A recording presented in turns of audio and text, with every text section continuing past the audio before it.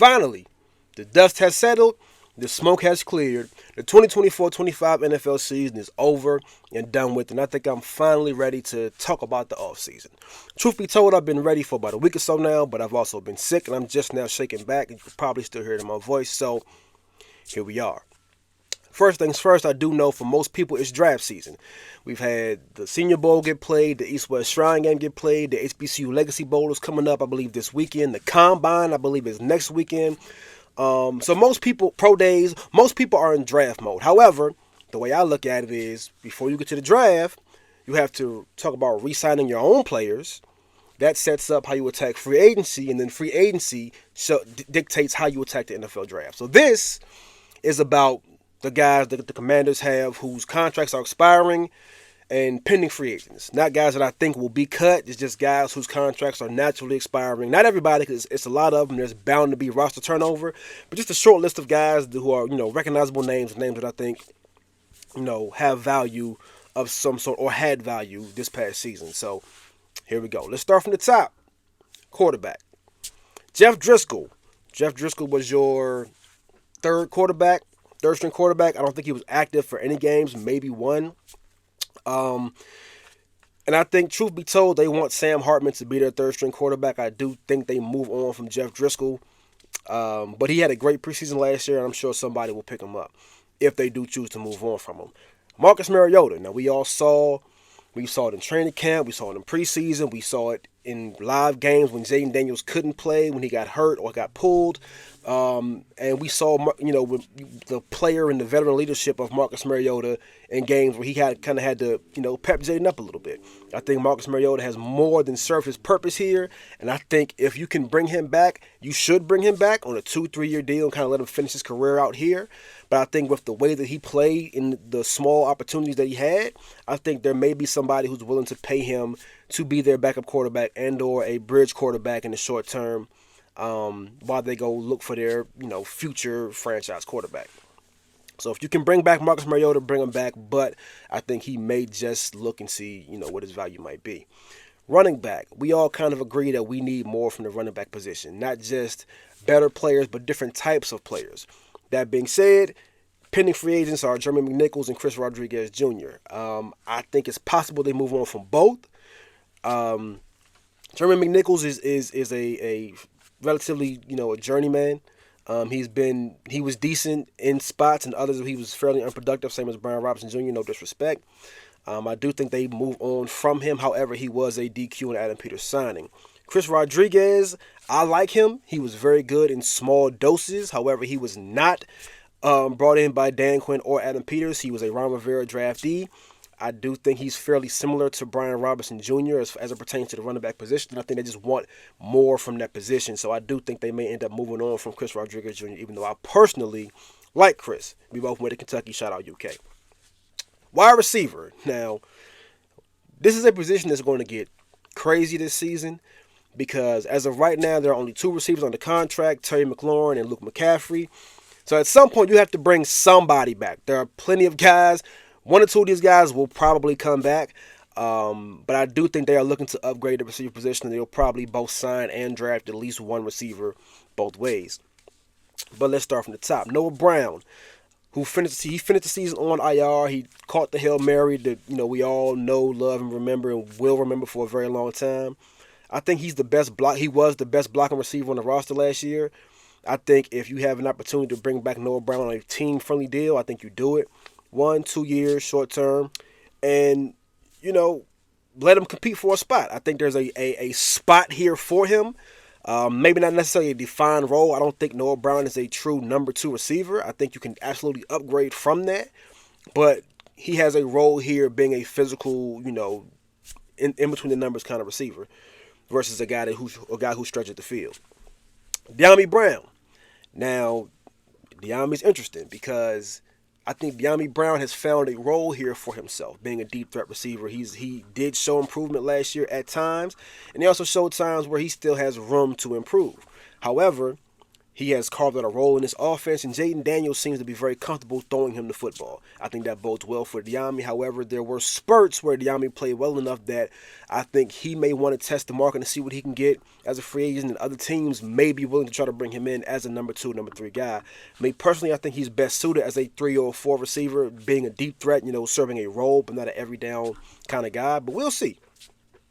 Olamide Zaccheaus and Jamison Crowder, I think you can move on from both of those guys, and you won't really lose or miss much. Both of them kind of had hot spots in the middle of the season, toward the end of the season, but I think if you move on from them, you aren't missing or losing anything, and you can also find someone younger, cheaper, or better to do what they do.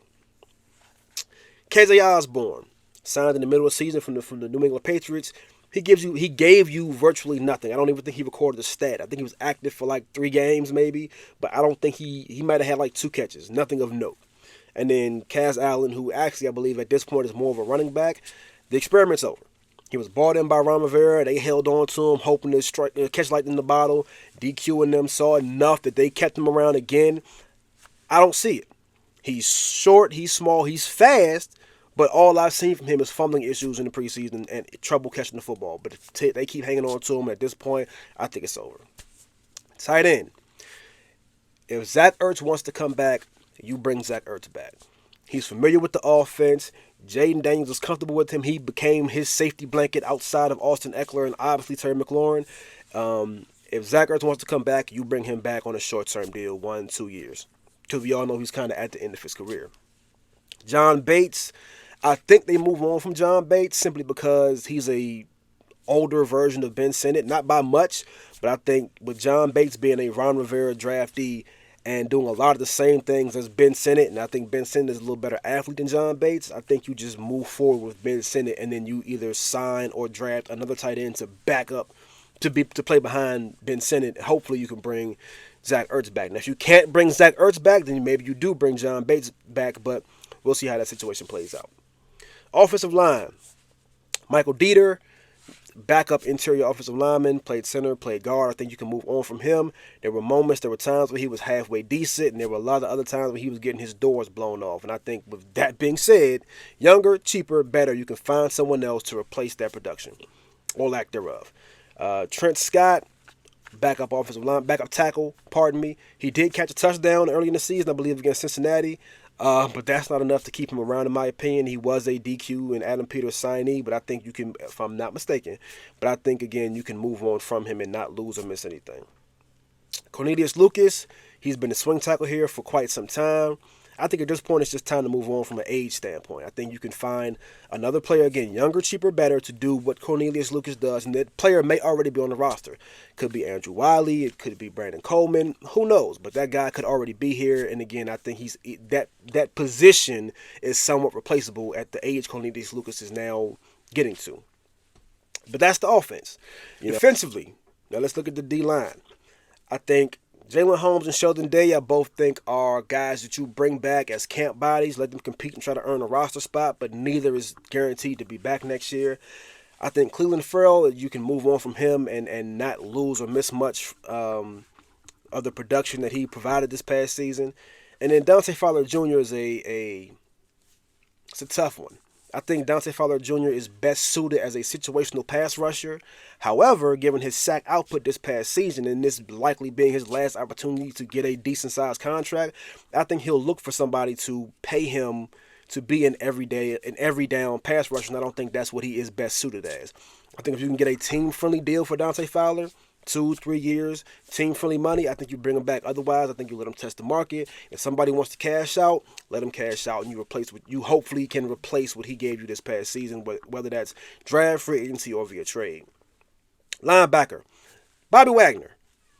If Bobby Wagner wants to come back and play football, let Bobby Wagner come back and play football. I understand his age, and at some point he's bound to fall off and hit a cliff, but it ain't happened yet. If Bobby Wagner wants to come back, bring back Bobby Wagner. Bobby Wagner, being the player he is, allowed guys like Frankie Louvu to blossom and become all pros this year. So Bobby Wagner wants to come back. He's also the leader of the defense. Let Bobby Wagner come back and keep playing football. Defensive back, Michael Davis Jr., bye. Benjamin St. Juste, gone. Now, real quick, Benjamin St-Juste is not as bad as Commanders fans will lead you to believe. There are worse corners than Benjamin St-Juste, but the issue with Benjamin St-Juste is that he has long arms and he's very handsy. So when he does make his mistakes and get called for penalties and all that kind of stuff, gets beat, it happens in the moments where you 100% cannot afford to have it happen. And he doesn't play well enough to make up for it on the back end. Therefore, expendable. Noah Igbenogany. I think you bring back Noah Igbenogany on a 2-3 year deal. Good money for him. He's somebody who, when Mike Sammers still had to step outside and played well, Noah Igbenogany stepped right into the slot and showed and proved that he could play in the slot and produce in the slot. He has familiarity with Dan Quinn, Joe Witt Jr. I think he's good here. You keep him here. Again, short-term deal, good money, lock him in. Derek Forrest is one of my favorite people on this team, but I think at this point he leaves something to be desired as a safety, and at this point he's a glorified special teams player. And when you look at special teams, you have, Jeremy Reeves, Michael Walker, Nick Bellore, guys who just kind of outrank him in the special teams category, where he's not high enough on that list to bring him back strictly for special teams. Love Derek, but if it's time to move on, it's time to move on. And Jeremy Chin, in my opinion, has 100% played himself into another contract. I think you sign him to a 3-4 year deal and you try to lock him in as your free safety moving forward. I would like to see Jeremy Chin get a little better with form tackling and not just blowing everybody up. He is big, strong, and fast. So just his physical traits make it easy to hit people, but I do want to see him get a little bit better form tackling and then turnovers and taking the ball away. But he was, I believe, an upgrade over Cam Curl. Sometimes it looked like a big upgrade. Sometimes it was just a slight upgrade. And there was sometimes like, well, we could have kept Cam Curl for that. So it kind of shook out a little bit where he was a slight upgrade over Cam Curl at the free safety position. But I think Jeremy Chin has earned a long-term contract, here with the Commanders. And hopefully they do lock him in and keep him for a while. And then special teams, Tressway. As long as Tressway wants to punt and bring it in goal, you let Tressway punt and bring it in goal. He's getting toward the end of his career anyway. Bring him back on a 2-year deal and let him kick off into the sunset. And then Zane Gonzalez and Austin Seibert, both the kickers. Seibert obviously finished the season on IR. He was hurt. Zane Gonzalez kind of finished the season fairly strong. He did win the Tampa Bay game for us in the wild card weekend. I think you bring both guys back, let them compete, and may the best man win. However, if you do feel like you can upgrade that position, then you upgrade it, but just don't play around with it. If you can upgrade somebody, get someone that's a clear upgrade, you get a clear upgrade. Otherwise, keep both of those guys, let them compete, and may the best man win. So, those are my re-signees recap, my pending free agent recap. Thank y'all for being patient. Like I said, I'm not feeling that great, but here we are. So, moving forward, next time y'all see me talking about the Commanders, hopefully we're talking about the draft or like a big move. But until then, until next time, I see y'all. Gone.